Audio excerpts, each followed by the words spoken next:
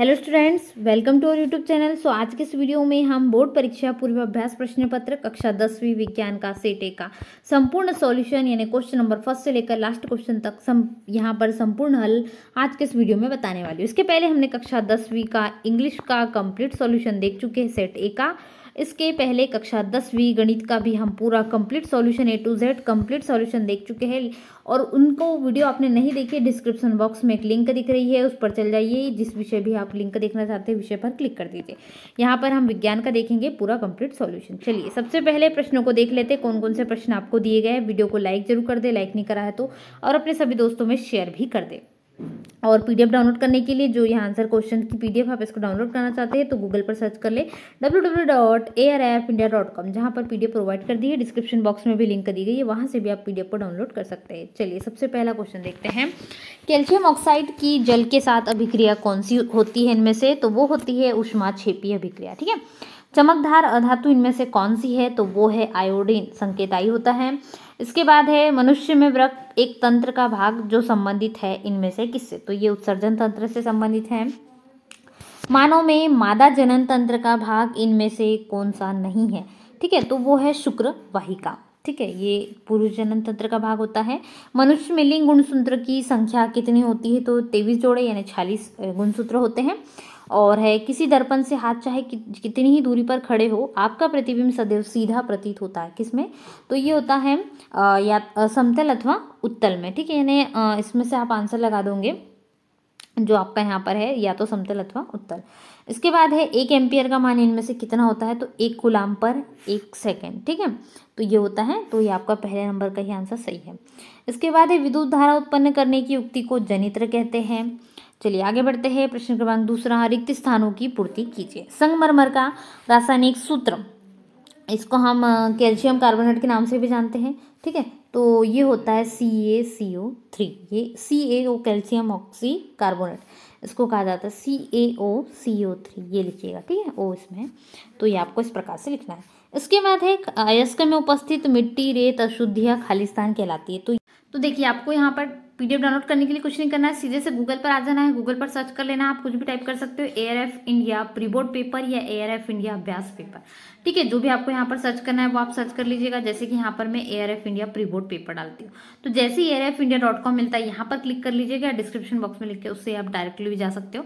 इस पर लिंक करने के बाद में आपको पेपर जो है पीडीएफ आपको लिंक दिखेंगी, उस पर क्लिक कर क्लिक हियर करोगे तो पीडीएफ डाउनलोड आसानी से हो जाएगी। अयस्क में उपस्थित मिट्टी, रेत, अशुद्धियाँ खालिस्तान कहलाती है। तो ये जो है अधात्री कहलाती है। ठीक है, ये आपको लिख देना है। इसके बाद में खालिस्तान हार्मोन के संश्लेषण के लिए आयोडीन अनिवार्य है। तो थायराइड जो आयोडीन हार्मोन के संश्लेषण के लिए थायराइड ग्रंथि में। ठीक है, और चौथा नंबर का देख लेते हैं। जब पुष्प में पुंकेसर और स्त्रीकेसर दोनों उपस्थित होते हैं उन्हें कौन सा पुष्प कहते हैं? तो उससे हम उभयलिंगी कहते हैं। ठीक है, तो यहाँ पर लिख देंगे उभयलिंगी। चलिए अगला देखते हैं। किसी गोलीय दर्पण की फोकस दूरी, उसकी वक्रता, त्रिज्या की कैसी होती है? आदि होती है। ये आपका आंसर हो जाएगा क्वेश्चन नंबर 5 का।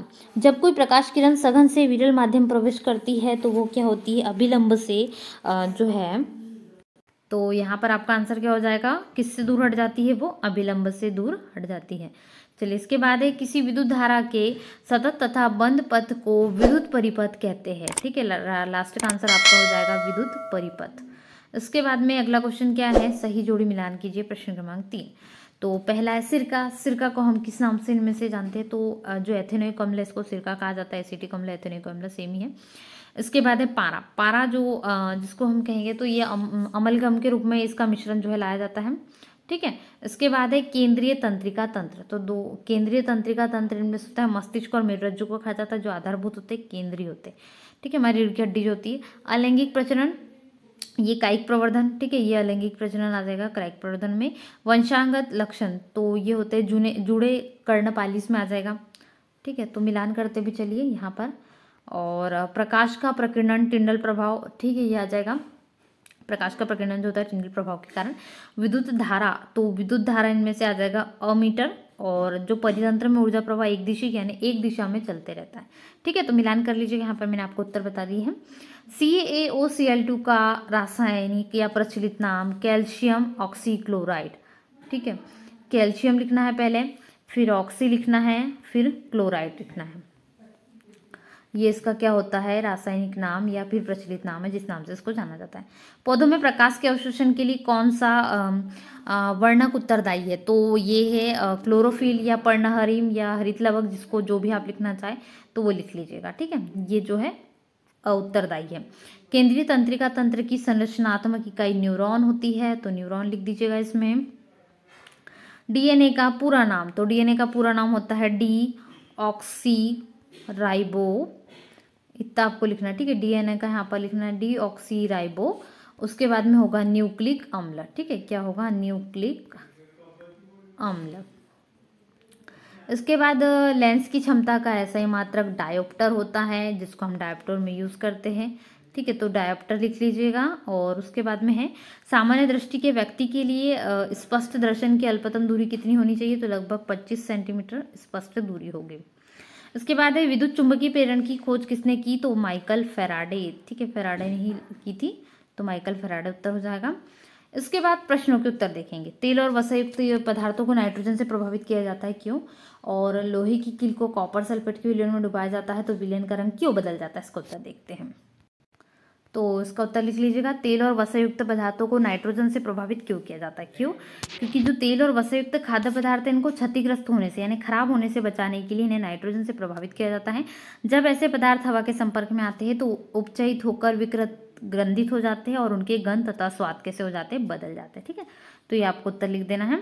इसके बाद में आगे देखते हैं, नेक्स्ट जो क्वेश्चन है, अगला प्रश्न क्या है हमारा, चलिए अगला प्रश्न है हमारा, उभयधर्मी ऑक्साइड क्या होता है, इसके 2 उदाहरण बताइए, इसका अथवा भी दिया है, या फिर साबुन अपमार्जक में 2 अंतर लिखना है अगले क्वेश्चन में। प्रश्न क्रमांक 6, 7 और 8 है भोजन के पाचन में लार की भूमिका या स्वपोषी पोषण। तो चलिए हम देख लेते हैं इन सभी प्रश्नों के उत्तर, प्रश्न क्रमांक 6, 7 और 8 के उत्तर। तो यहाँ पर उभयधर्मी ऑक्साइड देख लेते हैं। प्रश्न क्रमांक 6 का उत्तर क्या है, तो उभयधर्मी ऑक्साइड क्या होते हैं, उभयधर्मी ऑक्साइड का उदाहरण यहाँ पर लिख लेंगे, ठीक है।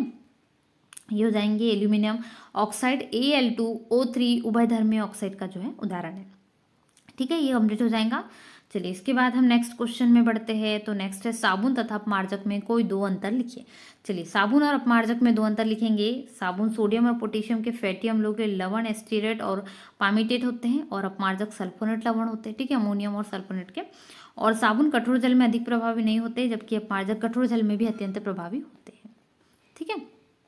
अगला था स्वपोषी पोषण के लिए आवश्यक परिस्थितियां तथा इनके उत्पाद हमें बताना था, इसके अथवा वाला भी क्वेश्चन है, तो हमने याला करा अथवा वाला क्वेश्चन, ठीक है। ये आपको लिखना है, इसमें 2 उत्पाद भी हमने लिख दिए, ग्लूकोज और ऑक्सीजन गैस, और परिस्थितियां के हमने 4 पॉइंट लिख दिए, तो इसको भी आप लिख लीजिएगा। इसके बाद नेक्स्ट क्वेश्चन देखते हैं।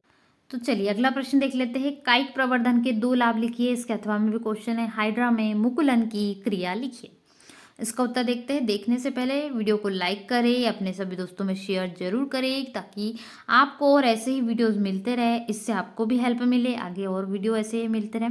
और साथ ही में अपने दोस्तों की भी हेल्प कर दीजिए, उनको भी शेयर कर दीजिए, जिससे वो भी बिना किसी के परेशान हो और अच्छे आंसर को लिख सकें, ठीक है। चलिए, और पीडीएफ के लिए आपको इजीली सर्च करना है arfindia.com, आपको वीडियो के बीच में बताया भी गया है पीडीएफ कैसे डाउनलोड करना है, तो आप डाउनलोड कर सकते हैं। चलिए अगला प्रश्न है, हाइड्रा में मुकुलन किस प्रकार होता है। जब भोजन बहुतायत से होता है तो कई हाइड्रा शरीर को दीवार में कलियों का निर्माण करके अलैंगिक रूप से प्रजनन करते हैं, जो कि छोटे वयस्क होते हैं और परिपक्व न होने पर टूट जाते हैं। तो इसी प्रकार से हाइड्रा में मुकुलन होता है, ठीक है, ये आपको उत्तर लिखना है। उसके बाद हम आगे बढ़ते हैं नेक्स्ट क्वेश्चन पर। चलिए अगला प्रश्न है हमारा, हीरे का अपवर्तनांक 2.42 है, इस कथन से क्या आशय है, और अथवा में है उत्तल दर्पण की फोकस दूरी ज्ञात करना है, जिसकी वक्रता त्रिज्या 32 सेंटीमीटर है। इसके बाद है प्रकाश के परावर्तन के नियम लिखिए, अथवा निम्न परिस्थितियों में प्रयुक्त दर्पण का प्रकार बताना है। तो प्रकाश के परावर्तन के नियम बहुत ईजी, आप इसको लिख सकते हैं, और इसमें आपको जो है ये क्वेश्चन को हल करना है। तो प्रकाश के परावर्तन के नियम लिख लीजिएगा। आपतित किरण, परावर्तित किरण और आपतन बिंदु पर अभिलंब तीनों एक ही तल में स्थित होते हैं, पहला। दूसरा, आपतन कोण और परावर्तन कोण बराबर होते हैं, आपतन कोण यानी आई और परावर्तन कोण यानी आर कैसे होते हैं, बराबर होते हैं, ठीक है। उसके बाद देखते हैं अगला प्रश्न। तो हमारे जो 2 क्वेश्चन छूटे हुए थे, क्वेश्चन नंबर 11 हम देखते हैं, हीरो का अपवर्तनांक वाला, और यहाँ पर हमारा क्वेश्चन नंबर जो 13वां है ये, ठीक है। क्वेश्चन नंबर दोनों देख लेते हैं, फ्यूज तार वाला भी और हीरे का अपवर्तनांक वाला भी। तो हीरे का अपवर्तनांक यहाँ पर आपको 2.42 दिया है। इस कथन से आपका क्या तात्पर्य आपको बताना है। हीरे का अपवर्तनांक और इस कथन से आपका क्या तात्पर्य आपको यहाँ पर बताना है, ठीक है। तो ये लिख दीजिएगा, पूरे यहाँ पर कंप्लीट हो जाएगा। इसके बाद अगला जो क्वेश्चन है वो देख लेते हैं। अगला प्रश्न है, फ्यूज तार किस प्रकार विद्युत उपकरणों के नष्ट होने से बचाता है, आपको लिखना है। तो फ्यूज तार धातु या मिश्र धातु के तार का एक टुकड़ा होता है जिसे विद्युत परिपथ के साथ श्रेणी क्रम में संयोजित किया जाता है। यदि परिपथ में एक विशिष्ट मान से अधिक धारा प्रवाहित होती है तो फ्यूज तार का ताप बढ़कर उसके गलनांक तक पहुंच जाता है, जिसके कारण फ्यूज तार क्या होता है, गल जाता है और परिपथ टूट जाता है। इस प्रकार फ्यूज तार विद्युतीय उपकरणों का बचाव करता है। तो ये आपका प्रश्न क्रमांक 11 और 13वें का हल। 12वां का हम पहले देख चुके हैं, प्रकाश के परिवर्तन के 2 नियम। चलिए इसके बाद देखते हैं अगला प्रश्न। तो अगला प्रश्न है प्रश्न क्रमांक 14, चुंबकीय क्षेत्र रेखाओं के कोई 2 गुण लिखिए, अथवा है फ्लेमिंग का वामहस्त का नियम लिखिए। इसके बाद है दिष्ट धारा या प्रत्यावर्ती धारा क्या है, और किसी विद्युत परिपथ में लघुपतन क्या होता है, लघुपतन कब होता है, ये आपको बताना है, ठीक है। चलिए प्रश्न क्रमांक 14 और 15 का हल देख लेते हैं। तो चुंबकीय क्षेत्र की रेखाओं के 2 गुण यहाँ पर हो जाएंगे। तो यह काल्पनिक रेखा चुंबक के उत्तरी ध्रुव से निकलती है और दक्षिणी ध्रुव पर जाकर समाप्त हो जाती है, तथा चुंबक के अंदर दक्षिणी ध्रुव से उत्तरी ध्रुव की ओर जाती है। और अगला हो जाएगा, यह क्षेत्र रेखाएं परस्पर प्रतिच्छेद नहीं करती, ठीक है। 15वें नंबर का क्वेश्चन देखते हैं। इसके बाद अगला प्रश्न है, परितंत्र में अपमार्जकों की क्या भूमिका है बताइए, ठीक है। चलिए इस प्रश्न का उत्तर देख लेते हैं, परितंत्र में अपमार्जकों की भूमिका। तो परितंत्र में जो अपमार्जक है इनका मृत जैव अवशेषों का अपमार्जन करते हैं और ये मृत शरीरों का अपने भोजन के लिए उपयोग करते हैं। वे जटिल कार्बन पदार्थों को सरल पदार्थों में परिवर्तित करते हैं। जैविक कचरा, पेड़ पौधों के सड़े गले भाग, गाय भैंस के गोबर, सड़े गले फल, सब्जियों के छिलके आदि का कुछ समय के अंतराल में अपघटन कर देते हैं, ठीक है। इसके बाद अगला क्वेश्चन हम देखते हैं, वियोजन अभिक्रिया संबंधित है। वियोजन अभिक्रिया को संयोजन अभिक्रिया के विपरीत क्यों कहा जाता है और इन अभिक्रियाओं के लिए समीकरण लिखिए, ठीक है। चलिए उत्तर लिखते हैं। संयोजन अभिक्रिया में 2 या 2 से अधिक पदार्थ मिलकर एक नया पदार्थ प्रदान करता है। वियोजन अभिक्रिया संयोजन अभिक्रिया के विपरीत होती है। वियोजन अभिक्रिया में एकल पदार्थ वियोजन होकर 2 या 2 से अधिक पदार्थ प्रदान करता है। संयोजन अभिक्रिया के लिए यहाँ पर सूत्र दिया गया है, ठीक है। 2mg यहाँ पर है ठोस और O2 गैस है और 2mg ठोस, ठीक है। तो वियोजन अभिक्रिया हो जाएगी यहाँ पर। और वियोजन अभिक्रिया के लिए आपको ये लिख देना है सूत्र कैल्शियम कार्बोनेट का, जिसमें कैल्शियम ऑक्साइड बनता है और CO2 गैस रिलीज होती है, ठीक है। ये हो जाएगा, तो ये आपको यहाँ पर लिख देना, ये समीकरण जरूर बना दीजिएगा। इसके बाद अगला प्रश्न, ठीक है। तो हमने प्रश्न क्रमांक 17 का हल देख लिया है और प्रश्न क्रमांक 18 देखते हैं। निम्न हार्मोन्स के कार्य लिखिए, अथवा है इसके मधुमेह के कुछ रोगियों की चिकित्सा इंसुलिन का इंजेक्शन देकर क्यों की जाती है, इसका अथवा हम देख लेते हैं। चलिए फटाफट से नोट करेंगे। तो इसका उत्तर लिखिए, मधुमेह के कुछ रोगियों की चिकित्सा इंसुलिन का इंजेक्शन देकर की जाती है, क्योंकि जो इंसुलिन हार्मोन की कमी से पीड़ित होते हैं मधुमेह के रोगी, ठीक है। और मधुमेह की रोगी यानी डायबिटीज में जब अग्नाशय इंसुलिन की पर्याप्त मात्रा स्थापित करने में असफल रहता है तो रक्त का ग्लूकोज का स्तर बढ़ जाता है, क्योंकि ऐसे रोगियों में शरीर द्वारा ग्लूकोज को ठीक प्रकार से उपयोग नहीं किया जा सकता। इसलिए रुधिर में ग्लूकोज की मात्रा को कम करने के लिए मधुमेह के रोगियों को इंसुलिन के इंजेक्शन दिए जाते हैं। ये आपका उत्तर हो जाएगा। इसके बाद जो अगला प्रश्न है वो देखेंगे हम। इसके बाद अगला प्रश्न है, स्वच्छ आकाश का रंग नीला क्यों होता है, इसके अथवा में प्रकाश का वर्ण विक्षेपण क्या है, प्रिज्म द्वारा प्रकाश का वर्ण विक्षेपण दर्शाइए, ठीक है। तो हम इसका उत्तर देखते हैं। इसके बाद प्रश्न क्रमांक 20, 21, 22 और 23 के भी उत्तर देखेंगे। तो हम इसका उत्तर लिखेंगे, आकाश का रंग जो नीला क्यों होता है, क्योंकि सूर्य का प्रकाश जब वायुमंडल में प्रवेश करता है तब प्रकाश का प्रकीर्णन होता है। लाल रंग अधिक तरंगदैर्घ्य का प्रकीर्णन सबसे कम और नीले रंग का प्रकीर्णन सबसे अधिक होता है। रंग के प्रकीर्णन में नीले रंग की अधिकता होती है, इसलिए आकाश का रंग क्या दिखाई देता है, हमें नीला दिखाई देता है, ठीक है। तो इसका उत्तर यहाँ पर लिख लीजिएगा, ये कारण हमने इसमें लिख दिया है। इसके बाद हम अगला प्रश्न देखेंगे। तो अगला प्रश्न है, यहाँ पर हमें एक क्वेश्चन दिया है, HCl है, हाइड्रोक्लोरिक अम्ल और नाइट्रेट है, यहाँ पर HNO3। इसके जलीय विलयन में अम्लीय अभिलक्षण क्यों प्रदर्शित करते हैं, जबकि अल्कोहल, ग्लूकोज जैसे यौगिकों के विलयन में अम्लीयता के अभिलक्षण नहीं प्रदर्शित होते हैं, ये बताना है। अथवा है प्लास्टर ऑफ पेरिस को आर्द्र रोधी बर्तन में क्यों रखा जाना चाहिए, समीकरण लिखकर व्याख्या कीजिए, ठीक है। चलिए देखते हैं इसका उत्तर। तो इसका उत्तर लिख लीजिए, प्लास्टर ऑफ पेरिस को आर्द्र रोधी बर्तन में क्यों रखा जाता है, क्योंकि जो इसकी उपस्थिति है यहाँ पर कैल्शियम सल्फेट हेमिडाइड्रेट, ठीक है, कैल्शियम सल्फेट हेमिडाइड्रेट की वजह से इसको जो नमी होती है इसमें नमी इस कारण ऐसा होता है, जिप्सम इसमें मिला होता है, तो इसी कारण जो है हम इसको आर्द्र रोधी बर्तन में रखते हैं। तो ये उत्तर लिख लीजिएगा। चलिए इसके बाद अगला प्रश्न हम इसमें और थोड़ा सा डिटेलिंग भी लिख सकते हो। कारण पहले समीकरण दे दीजिएगा। प्लास्टर ऑफ पेरिस को आर्द्र बर्तन में इसलिए क्योंकि उसमें जो अवशोषित कर लेगा जल को तो ठोस पत्थर बन जाता है। ठीक है, कई बार ये क्योंकि आर्द्रता की उपस्थिति में जल को अवशोषित कर ठोस पदार्थ जिप्सम बनाती है, जिसके कारण इसमें जल के साथ मिलकर जमने का गुण नष्ट हो जाता है। आपने देखा होगा सीमेंट को कई बार हम हवा में यदि कर दे और उसमें हो जाए तो वो पूरा ठोस बन जाता है। तो इसी कारण जो है इसको आर्द्र रोधी बर्तन में रखा जाता है। ठीक है, ये हो जाएगा। इसके बाद अगला देखते हैं। इसके बाद अगला प्रश्न क्या है, 4 असंतृप्त हाइड्रोकार्बन के नाम, अणुसूत्र और संरचना सूत्र बताइए। इसका अथवा भी दिया है।